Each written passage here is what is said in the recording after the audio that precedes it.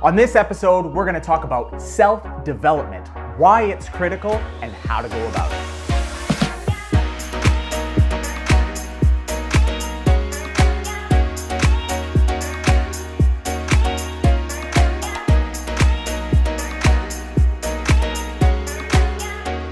Hey everyone, my name is Adam Steele. We are at episode 30 of the Steele Entrepreneur Show, which is awesome. I am excited about that, and I'm excited about what we're going to talk about today. As you well know by now, if you've seen any of the past 5 episodes or so, I am on a self-development kick. What is self-development? Self-development, well, it's kind of the new sexy word for self-help, I think. I think there's like a stigma with self-help, and people are now calling it self-development.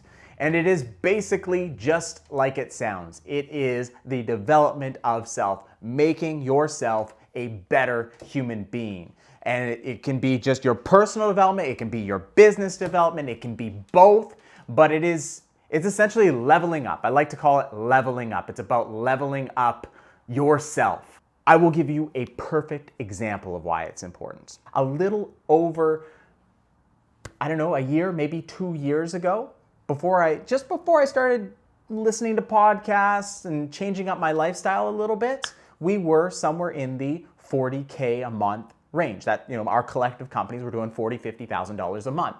Today, 2 years later, and really, quite honestly, this has happened in the last 3 to 6 months, but somewhere along the way, things started to click for me. And we took our little company, and today we're doing just shy of $300,000 a month.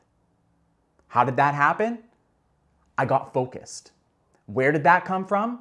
It came from reading. It came from reading books like Tim Ferriss's 4-Hour Workweek. It came from reading books like Effective Executive. It came from reading books like Eat That Frog. It came from learning. It came from self-development. It came from giving enough of a shit about myself and about the people around me that I took it upon myself to actually open a book. I mean, it sounds ridiculous, but I bet there are some of you out there that aren't cracking open a book, that aren't listening to podcasts, that aren't going to meetups, that aren't going to conferences, that don't have coaches.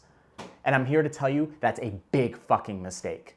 So let's talk a little about the how. How do you develop yourself? Well, I've already touched on conferences, so let's go there for a bit. Conferences, meetups, local events, whatever. You need to be at them. Especially if you're new to this city, especially if you're new to this space, but especially if you're new in business. You need to pick other people's brains. You need to ask questions. There is no harm in doing so.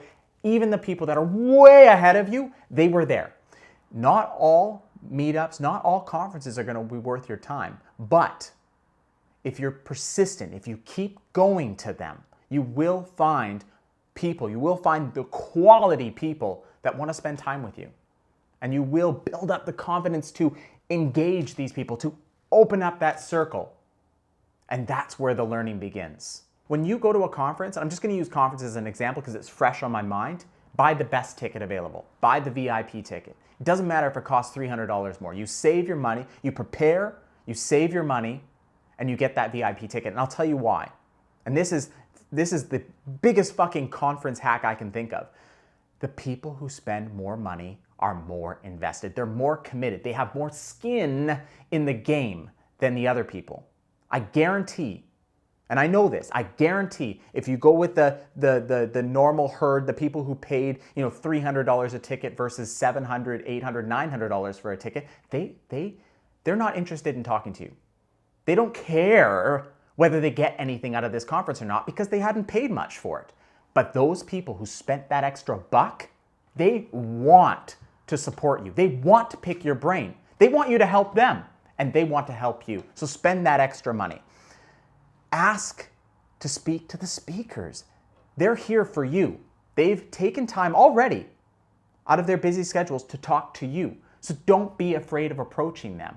The next thing I want to talk about is books and podcasts. And I know I sound like a broken record. I know I've talked about books and podcasts on every single fucking episode, but I talk about it so often because it was such a big game changer for me.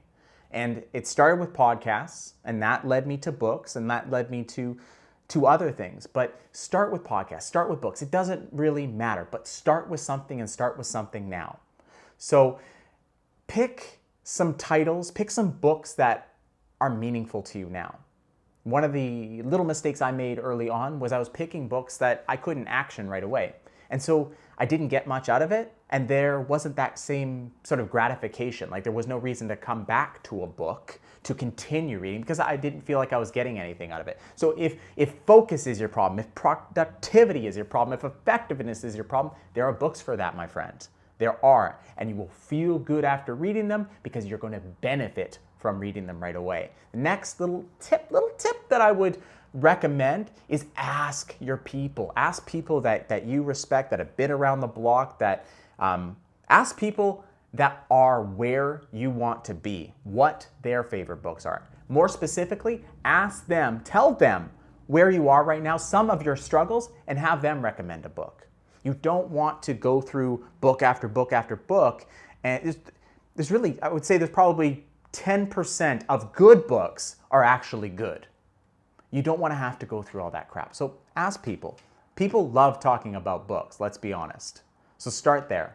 Now, some good places to start. Check out the Man Talks podcast. Check out the Vancouver Real podcast. Those are some local good ones. Local to me, that is. I would start with the Tim Ferriss podcast. I would start with the Jocko podcast. Those are 4 really, really good ones. If you're into history, the Hardcore History podcast is probably the best fucking podcast around. It truly is. Some books, certainly Tim Ferriss's books, certainly, so 4-Hour Work Week, The Effective Executive, Eat That Frog, Rework was fantastic, Anything You Want.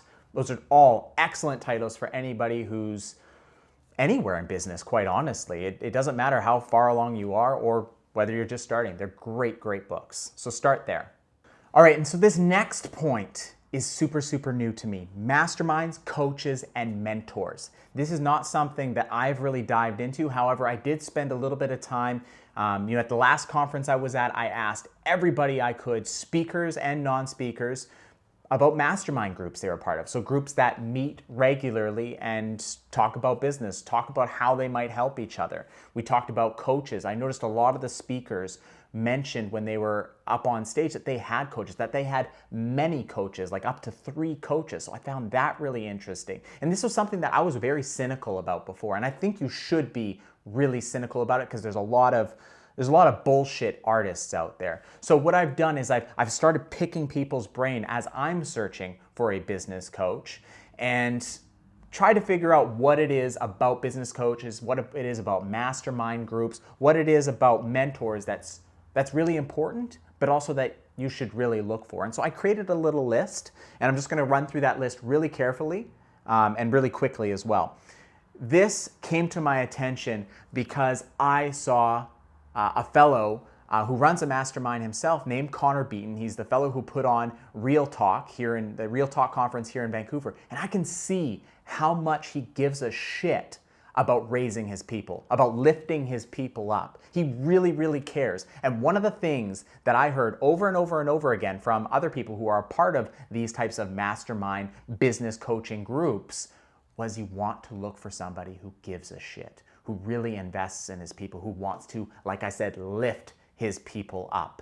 And so that's one thing. Look for a leader that looks like that. You want a leader who organizes regular events. So I'm still kind of talking about masterminds, but it kind of transitions over. You want something regular. You have to be accountable to something that's regular, something that happens, at least quarterly, but really monthly is kind of what I understood you should go for.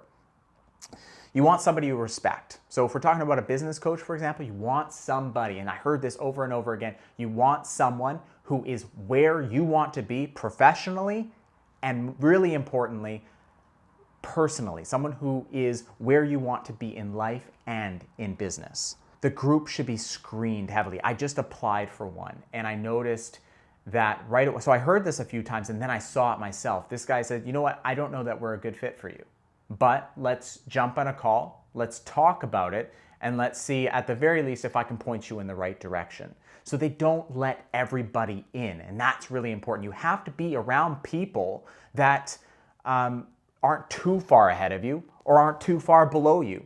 You want to have people of different types. So you don't want to have just a bunch of internet marketers. You want to have people of different experiences. So they bring different things to the table, right? And you should never be the smartest person in the room.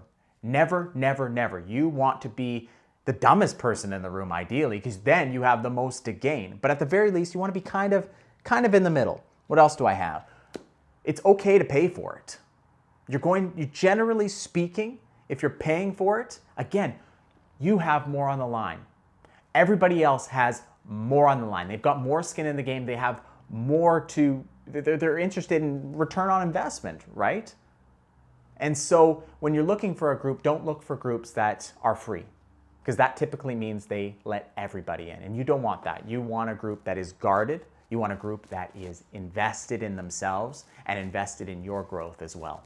So that's my little something on self-development.